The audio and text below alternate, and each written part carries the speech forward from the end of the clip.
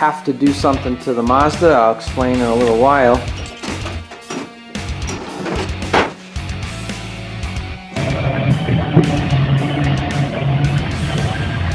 Well, Mazda fans, we got us a 92 B2600 extended cab.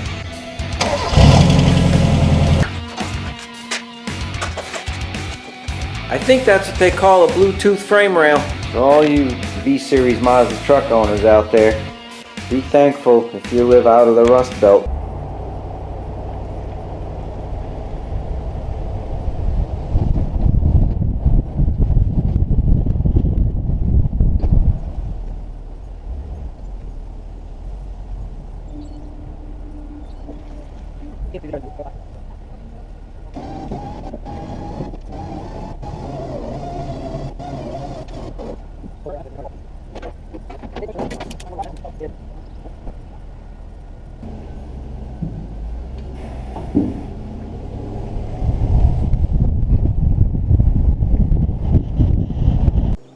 Alright folks, those of you who happen to follow me on Facebook saw my post that I brought this four-wheel drive B26 home, and I've been chasing this for approximately 5 years. I saw it for sale.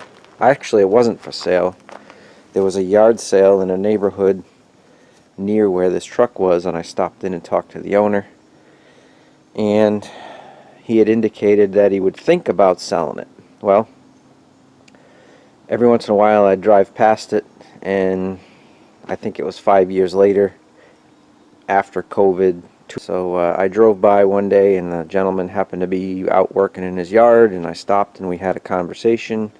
We kind of hit it off as far as you know, being friendly and things, and he agreed to sell me the truck. Now the reason why this truck was off the road is you can see the telltale sign of a rotted mini truck frame. Doesn't matter if it's a Mazda, Toyota, Nissan,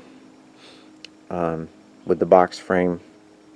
In New England, this is 99% of the reason why these Mazdas are off the road or been taken to the junkyard and scrapped. Everybody says they run great, there's plenty of life left in them, but once the frame goes, no good. So this sat in his driveway unused for what I would probably assume about 10 years. I know for a fact it sat still for at least 5. Being a four-wheel drive, this is the reason why I bought this truck. I wanted the hood, I wanted the fenders and the bed with the extended fender flares, and a couple of other trinket things. Now I was told that this thing's run. I've never heard it run, never had a battery in it. Some of the things I intend on using out of this truck is the steering wheel, because mine's actually the different style. I like the sportier wheel, and mine, it's actually up here at the top where it was in the sun all the time, it's falling apart.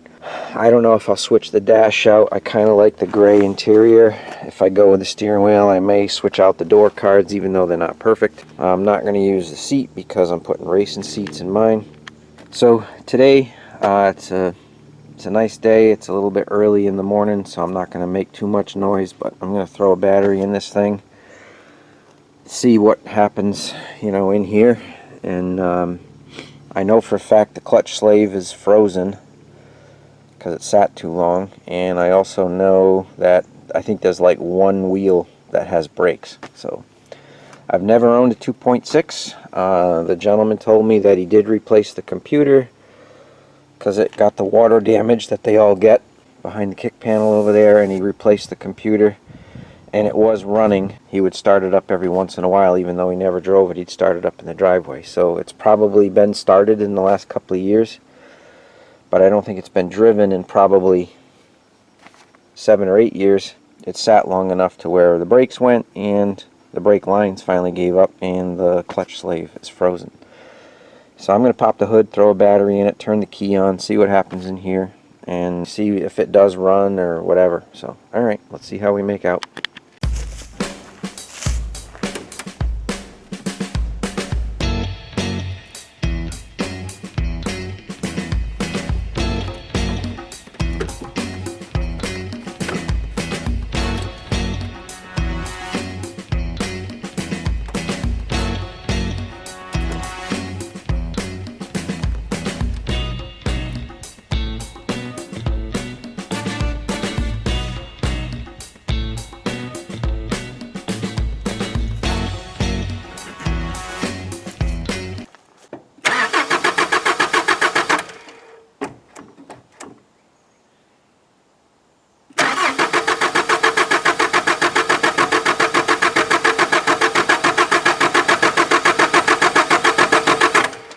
I don't think so.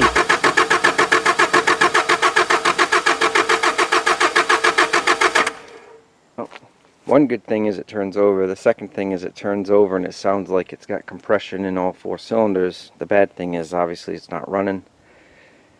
My worst fear is that it's the fuel pump on this thing.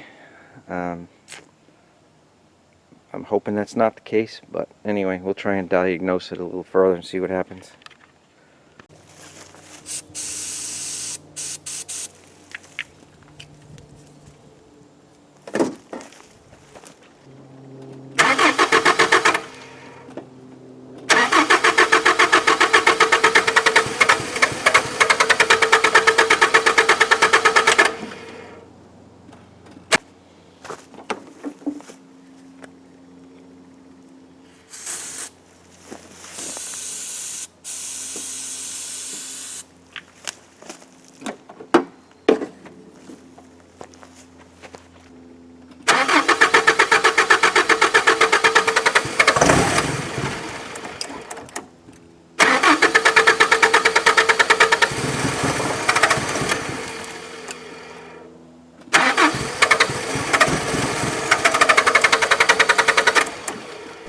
No, you don't.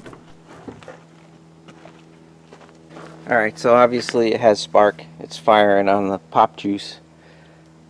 My biggest fear is that the fuel pump went bad on it. It's an electric fuel pump, and it's a nightmare to change, and it's probably expensive, so I really don't know what I'm going to do with it. So, see what I can figure out. I'm going to do the obvious, check the fuses, bang around on it maybe, see if I can get it to fire, and see what we can do. Okay, so I'm trying the obvious things. I messed around with some fuses, and I could in fact get I can hear the relay kicking on for the momentary pre-start to charge the fuel injectors, but it still is not starting. The gas gauge says it's got just below a half a tank. I just threw a couple of gallons in to and then I'll look at the gas gauge to see what happens. It sat so long, I had a little trouble with the key working the lock mechanism for the filler gas door, and now that's working properly, so I didn't have to destroy this. My patience and a little bit of PB Blaster got that working. So I threw a couple of gallons of gas in it. I'm going to turn the key on, see what the gas gauge does. Okay, where the gas gauge is right now was where it was the second I crawled into the truck before I started to do anything. Let's see if it changes at all with, I think I put about 3 gallons of fuel in it, which should have gotten it to bump some. The gauge isn't moving, so maybe my problem is the gas gauge isn't working and it's out of gas. Let's see.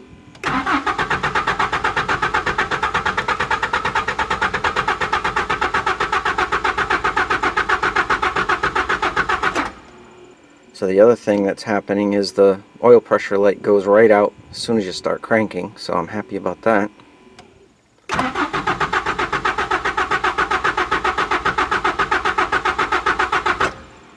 Actually, the gas gauge did go up a little bit, so it kind of confirms my worst nightmare suspicion.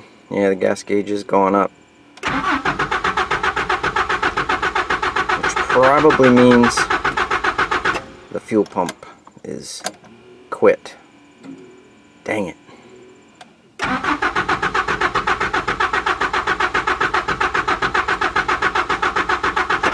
Alright, I'm just going to burn the starter to the ground, so I gotta figure something else out. I think the engine is healthy, but I was told it was. It's got 183,000 on it. It's original. But my hope was to get it running well enough and long enough to give it a clean bill of health, check out the 4-wheel drive system, because my plan was to sell the drivetrain out of this to kind of recoup some of my money that I paid for it, above and beyond the parts that are useful to me. Alright, let's see what we got to do next. Okay, so no luck today getting this thing to fire up and run under its own power. It'll run on starting fluid. That's about all I could manage. I did try hooking, even though I know this is only like a 4 psi pump, I did try hooking this up to the fuel rail. Sometimes if the fuel injection system requires a relatively low pressure, it would at least idle on this, but no good. So check the relays, checked a whole bunch of other things. It's really going to come down to if I am that adamant about getting this engine running and figuring out how healthy it is. It's going to require either an external high pressure pump or replace the pump on this particular unit that's designed for it. So I got to make a decision whether that's worth it for me to do that or not. With the frame being rotted, the clutch slave frozen, it's going to, I can't even use it as a yard truck. So anyway, I got to make the decision, and we'll see what that shakes out as. So stay tuned for part 2.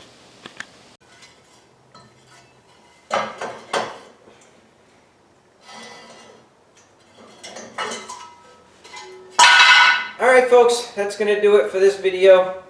If you're still with me, thanks. I really appreciate your time. I know there's a ton of things you could be doing other than watching my videos. So thank you very much. I appreciate it. I promise, I got more Mazda content coming. I got the complete video series of the frame replacement on this extended cab. And while I'm at it, I'm using these as a template to create frame rails for the LS Swap Mazda, and I'm going to do a rear clip very similar to what I got going on here. So thanks again. If you're still hanging in there, hit the subscribe button and the like button for me, would you? Thanks a lot. We'll see you in the next video.